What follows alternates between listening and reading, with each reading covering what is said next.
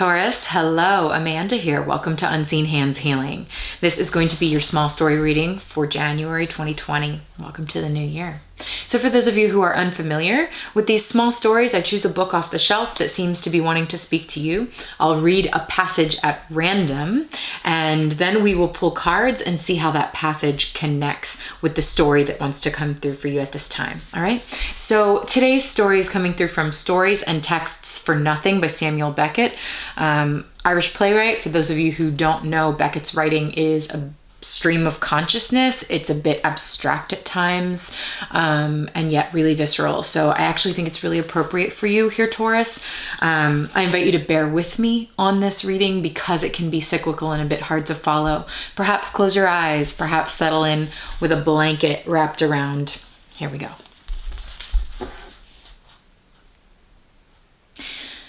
Suddenly, no, at long last, I couldn't anymore. I couldn't go on. Someone said you can't stay here. I couldn't stay there and I couldn't go on. I'll describe the place, that's unimportant. The top, very flat of a mountain. No, a hill, but so wild enough. Quag, heath up to the knees, faint sheep tracks, troughs scooped deep by the rains. It was far down in one of these I was lying, out of the wind. Glorious prospect, but for the mist that blotted out everything. Valleys, lofts, plains, and sea. How can I go on? I shouldn't have begun. No, I had to begin. Someone said, perhaps the same, what possessed you to come? I could have stayed in my den, snug and dry. I couldn't. My den. I'll describe it. No, I can't. It's simple. I can do nothing anymore, that's what you think. I say to the body, up with you now. I can feel it struggling like an old hack foundered in the street, struggling no more, struggling again until it gives up. I say to the head, leave it alone, stay quiet. It stops breathing, then pants on worse than ever. I am far from all that wrangle. I shouldn't bother with it. I need nothing, neither to go nor to stay where I am. It's all truly one to me. I should turn away from it all, away from the body, away from the head. Let them work it out between them. Let them cease. I can't. It's I would have to cease. Ah, yes. We seem to be more than one. All deaf, not even gathered together for life. Another said, or the same, or the first. They all have the same voice, the same ideas. All you had to do was stay at home. Home. They wanted me to go home, my dwelling place. But for the mist, with good eyes, with a telescope, I could see it from here. It's not just tiredness. I'm not just tired in spite of the climb. It's not that I want to stay here either. I must have heard tell of the view, the distant sea in hammered lead, the so-called golden veil so often sung, the double valleys, the glacial lofts, the city in its haze. It was all on every tongue. Who are these people anyway? Did they follow me up here, go before me, come with me? I am down in the hole the centuries have dug, centuries of filthy weather, flat on my face in the dark earth, sodden with the creeping saffron waters it slowly drinks. They are up above, all around me, as in a graveyard. I can't raise my eyes to them. What a pity. I wouldn't see their faces, their legs, perhaps, plunged in the heath. Do they see me? What can they see of me?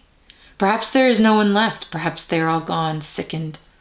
I listen, and it's the same thoughts I hear. I mean, the same as ever. Strange. To think in the valley the sun is blazing all down the raveled sky. How long have I been here? What a question. I've often wondered. And often I can answer. An hour, a month, a year, a century, depending on what I meant by here, and me, and being. And there I never went looking for extravagant meanings, and there I never much varied. Only the here would sometimes seem to vary. Or I said, I can't have been here long. I wouldn't have held out. I hear the curlews. That means the close of day, fall of night. For that's the way with curlews, silent all day and then crying when the darkness gathers. That's the way with those wild creatures, and so short-lived compared with me. And that other question I know well too. What possessed you to come? Unanswerable. So that I answered, to change, or It's not me, or chance, or again, to see, or again, years of great sun, fate. I feel that other coming. Let it come. It won't catch me napping. All is noise, unending suck of black sopping peat, surge of giant ferns, heathery gulfs of quiet where the wind drowns my life and its old jingles. To change, to see. No, there's no more to see. I've seen it all, till my eyes are blear.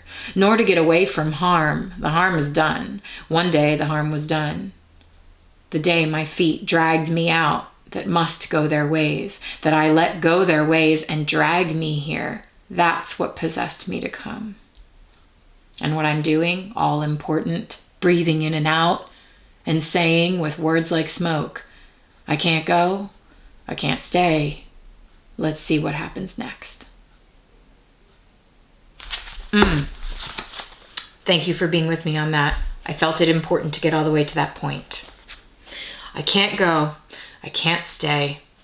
Let's see what happens next.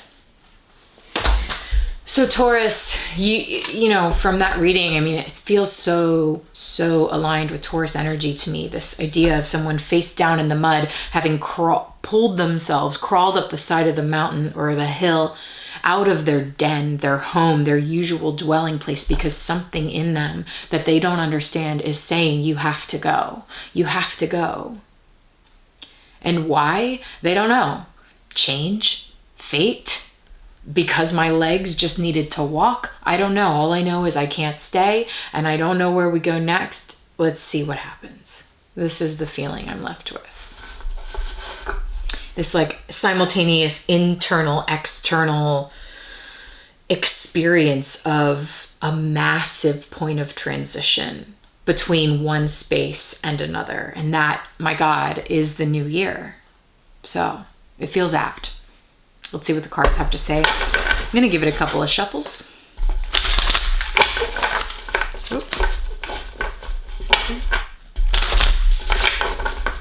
Okay, one more. All right. Pulling 3 cards here. They're a little too big to shuffle, so I've just spread them out here. I'm just going to choose some at random and see what comes. All right. Oh, Taurus. Okay. All right. Beautiful. Beautiful. Yes. It's interesting because the Ace of Cups came up, just kind of flashed briefly in your pre-shuffle. And here's what we got. The Five of Wands, the World, and the Ace of Cups. This feels like it, right? This feels like it. If this isn't Taurus energy, I don't know what is. Let's start there. The Five of Wands here. This is a card typically associated with fire, but the image on the card feels very Tauran to me. And the little word on the card down here says strife. We see someone stripped to the bare bones, the bare essence of who they are. Here nearly naked, perhaps alone in their den, in their home, in their dwelling space. There's a plant here that clearly is withering, dying. There's things in the back here, the battles that have been present in your life. There's some poisonous material back here.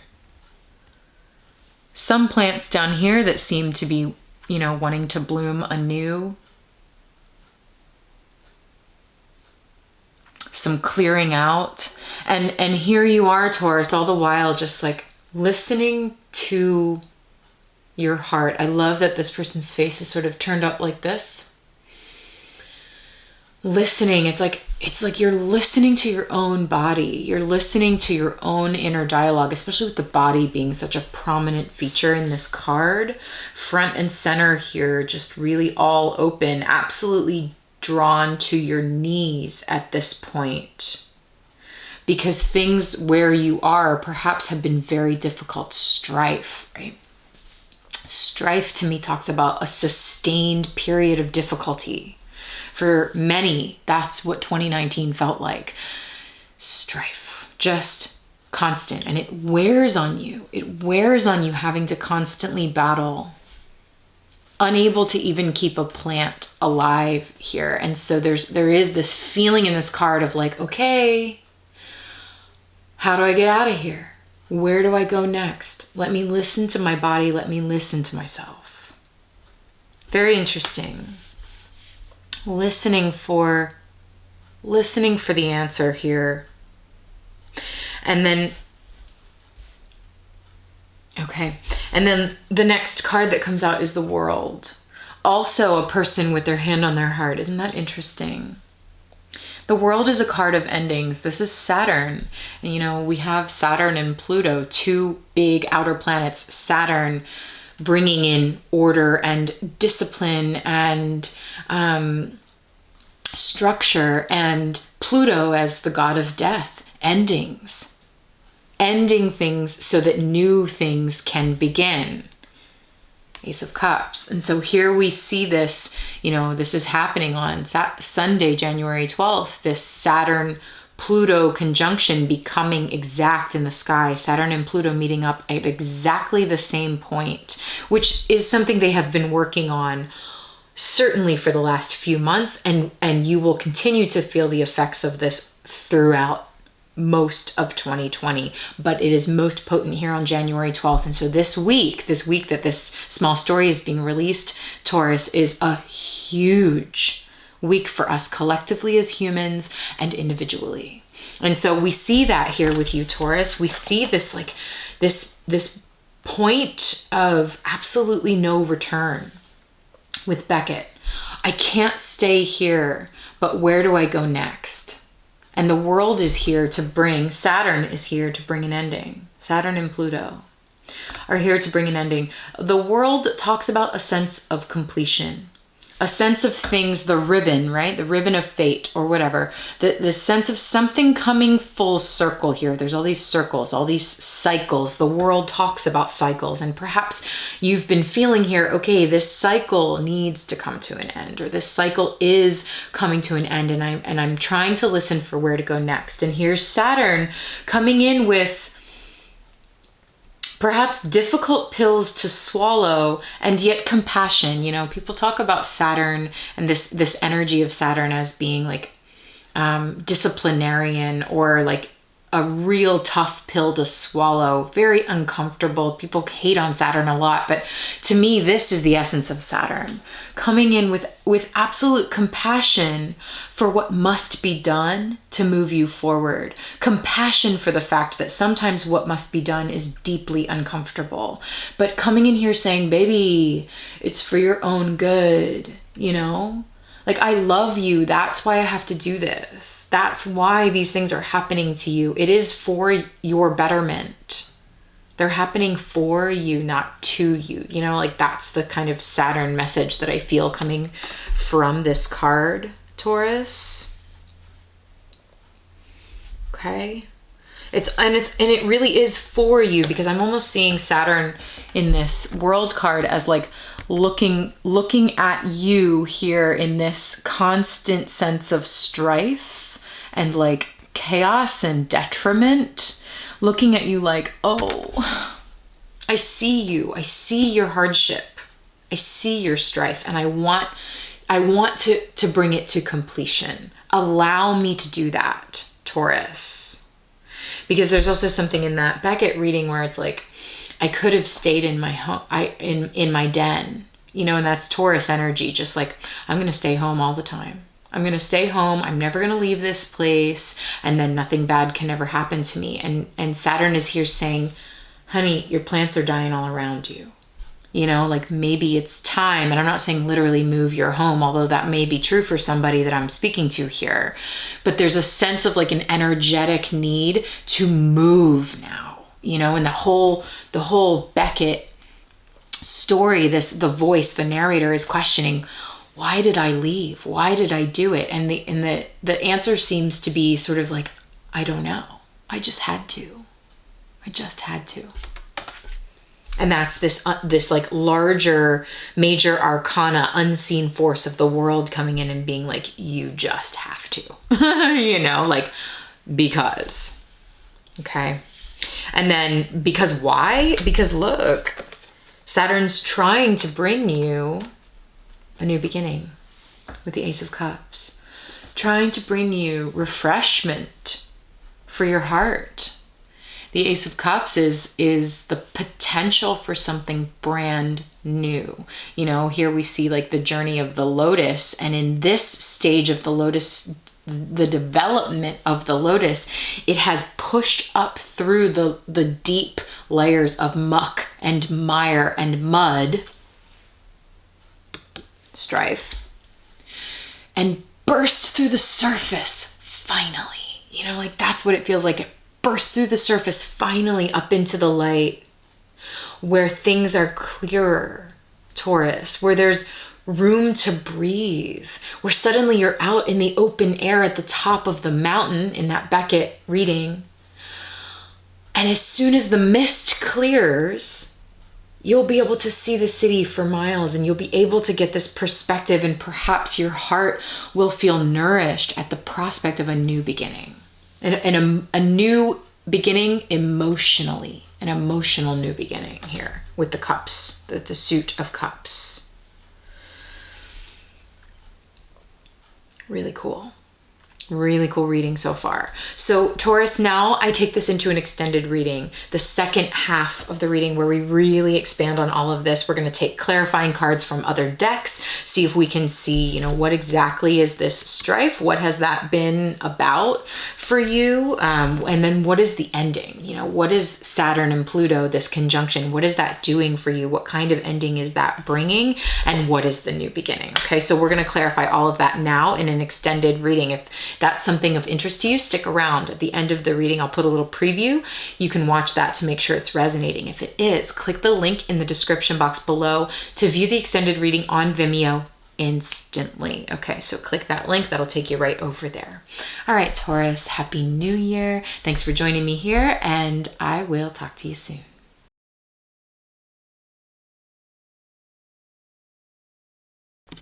All their stuff in the boat, ready to move from rough waters to calm waters, from rough emotional seas, from this place of strife, you know, to move past that now into new territory, into terra incognita. That's exactly what happened in the Beckett reading. I left my den. And this is the moment in the Six of Swords where, oh my God, I left my den. What the hell did I do that for? Am I going to be okay? Now I got to row myself. I'm out in the middle of the sea, and I got to row myself to some other shore to hurry up and ground myself. You know, Taurus, you're an earth sign. You like to be grounded. So for you to choose to go on the move, to be nomadic in this way, again, either literally or metaphorically, is very ungrounding. Being on the water like this, being in flux, in travel, in transition, is very ungrounding for you. And so it's like, oh gosh, this is such an uncomfortable place to be in. But my friend, it's leading you here. It's leading you to a place where you can really be the Empress, be in this place of emotional contentment and abundance.